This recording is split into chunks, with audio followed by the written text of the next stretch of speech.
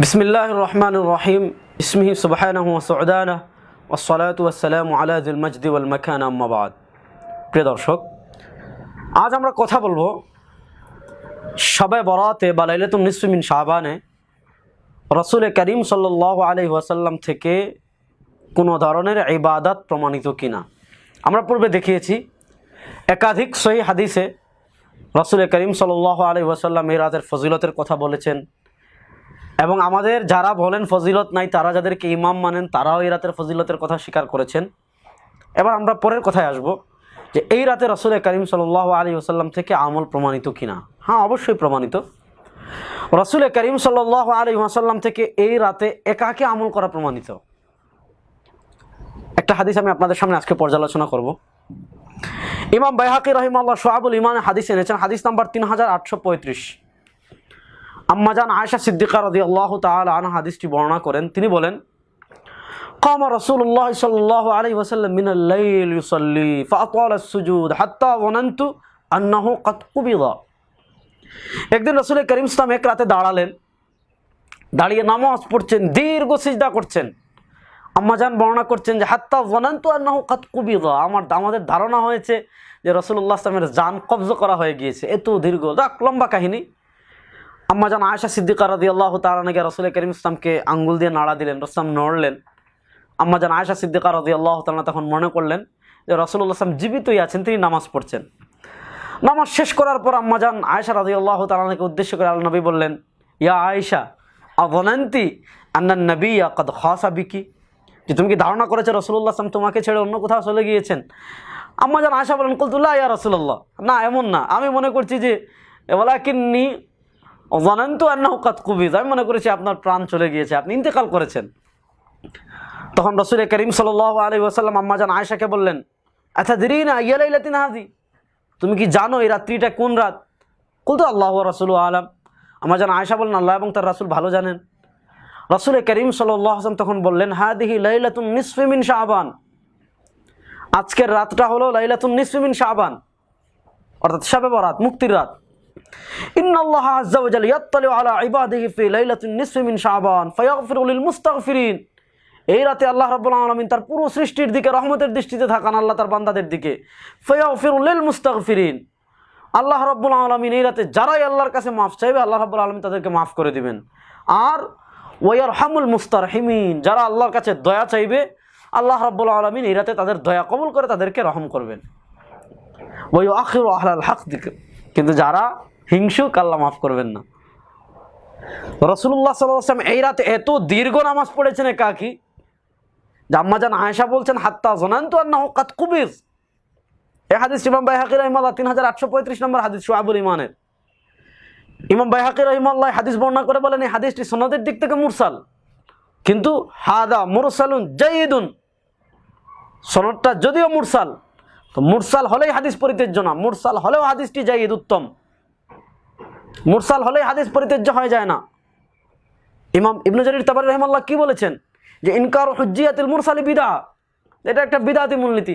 মুরসাল হলেই হাদিস পরিত্যাগ করে ফেলা, এটা হলো বিদআতি কথা। এটা হাদাসাত বাদাল মিন, এটা 200 হিজরির পরে শুরু হয়েছে। তো যদি হাদিসটি সনদের দিক থেকে মুরসাল, প্রথম কথা। তারপর ইমাম বাইহাকি বলেছেন সনদটি উত্তম, দ্বিতীয় কথা।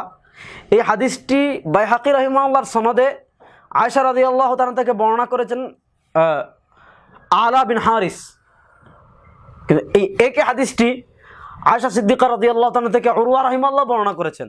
উরওয়া রাহিমাহুল্লাহর বক্তব্যটা, সনদটা আসছে তিরমিজিতে 7739 নম্বর হাদিস, আহমদ শাকিরের তাহকিক করা নুসখা যেটা আছে সেখানে আসছে, ফাকিতু রাসূলুল্লাহ ইসলাম লাইলাতান ফাখারাজতু ফাইদান হুয়া বিল বাকিয়া, যে আমি কে তাকে জান্নাতুল বাকিতে পেলাম। ফাকাল আকুনতি তাখাফিন, যে তুমি কি ভয় করেছো রাসূল অন্য কোথাও চলে গিয়েছেন? কুলতু ইয়া রাসূলুল্লাহ ইন্নী যানানতু আন্নাকা আতাইতা বা'দা নিসাইক, অন্য কোনো মহিলার কাছে আসছেন। ফাকালা ইন্নাল্লাহা আযজা ওয়া জাল ইয়ানজিলু লাইলাতান নিসফি মিন শাবান ইলাস সামা ফায়াগফিরু লি আকসারা মিন আদাদি শা'রি গানামি কালব। এটা সনদের দিক থেকে যায়িফ, মুনকার, কিন্তু ওই আম্মাজান আয়েশা রাদিয়াল্লাহু তাআলা আগের মুরসাল হাদিসের প্রামাণিকতাকে হাদিস দ্বারা শক্তিশালী হয়, ওইটা তো উত্তম সনদ, আবার এটার প্রামাণিকতাও পাওয়া যায়। আবার এই একই হাদিস আয়েশা রাদিয়াল্লাহু তাআলা থেকে আনাস রাদিয়াল্লাহু তাআলা বর্ণনা করেছেন। আনাস রাদিয়াল্লাহু তাআলা বর্ণনাটা লম্বা বর্ণনা, এটা ফাযাইলুল আওকাতে বাইহাকি রাহিমাহুল্লাহ এনেছেন 27 নম্বর হাদিস। তো আম্মাজান আয়েশা রাদিয়াল্লাহু তাআলা এই হাদিস থেকে আমরা এতটুকু জানলাম রাসূল করিম সাল্লাল্লাহু আলাইহি ওয়াসাল্লাম এই রাতে ইবাদত করেছেন একাকী। এজন্য এই রাতে আপনি একাকী যে কোনো আমল করতে পারেন, নামাজ পড়তে পারেন, তাসবিহ পড়তে পারেন, দোয়া করতে পারেন, কোরআন তেলাওয়াত করতে পারেন, জিকির করতে পারেন আল্লাহর কাছে। আল্লাহ এই রাত্রে মাফ করেন, আপনি কি ঘুমাবেন? আপনার বিবেক কি বলে? এই রাত্রে আল্লাহ রহমত নাজিল করেন, এই রাত্রে আল্লাহ কি করেন? ক্ষমা করেন। এই রাত্রে আল্লাহ রহম করেন। তো যেই রাত্রে আল্লাহ ক্ষমা করছেন, যেই রাত্রে আল্লাহ রহমত নাজিল করছেন, এই রাত্রে কি কোনো মানুষ ঘুমাবে না? স্বাভাবিক। আপনার বিবেক কি বলে যে এই রাত্রে আপনি জাগবেন, ইবাদত করবেন। হ্যাঁ, তবে ইবাদতটা হতে হবে একাকী। এই রাতের সম্মিলিত কোনো ইবাদত নাই। সম্মিলিত ইবাদত এই রাত্রে করা বিদআত। কারণ সম্মিলিত ইবাদত করতে হলে এটা রাসূল করিম সাল্লাল্লাহু আলাইহি ওয়াসাল্লাম এবং সাহাবা একরাম রিদওয়ানুল্লাহি আজমাইন থেকে প্রমাণিত হতে হবে। কিন্তু রাসূল করিম সাল্লাল্লাহু আলাইহি ওয়াসাল্লাম এবং সাহাবা একরাম রিদওয়ানুল্লাহি আলাইহিম আজমাইন থেকে সম্মিলিত ইবাদত প্রমাণিত না, যেন এটা বিদআত।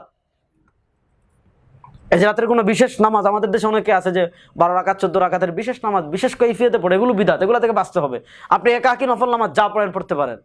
এজন্য জাহিদ কাউসারি রহিমাল্লাহ যে কথা বলেছেন 1371 হিজরিতে যিনি ইন্তেকাল করেছেন, মাকালুল কাউসারিতে এ বিষয়ে আলোচনা করতে গিয়ে জাহিদ কাউসারি রহিমাল্লাহ সুস্পষ্টভাবে বলেছেন যে ওয়া আম্মা সলাতুল খাসসা, শবে বরাতের রাতের বিশেষ নামাজ, ফালাম ইয়াসবুত মিনহা শাই, এগুলো কোনো কিছু প্রমাণিত না। ওয়া ইন যাকারাহা আমসাল মুআল্লিফু কুতুল কুলুব ওয়াল ইহয়া ওয়াল গুনিয়া, ইহয়া উলুমিদ্দিনে, গুনিয়াতুত তালিবিনে, কুতুল কুলুব জাতীয় কিতাবে যদিও আসছে, কিন্তু সনদের দিক থেকে প্রমাণিত না, এজন্য পড়া যাবে না। ইউসুফ বানুরী রহমতুল্লাহ আলাইহি 1397 হিজরিতে যিনি ইন্তেকাল করেছেন, মাআরিফুস সুনানে আলোচনা করতে গিয়ে কোথাও ইউসুফ বানুরী রহিমাল্লাহ লিখেছেন যে ওয়া আম্মা মা যাকারাহুল মুসান্নিফুনা মিনাদ দুআফ ওয়াল মুনকারাত ফালা আসলা লাহুম, ওয়া মিন যালিকা যাকারাহু আবু তালিব আল মাক্কি ফি কুতুল কুলুব ওয়া তাবিআহুল গাযালি আল ইহয়া ওয়া তাবিআ মান জা বাদা কা শেখ আব্দুল কাদের আল জিলানী ফিল গুনিয়া। এগুলোর ভিত্তি নাই।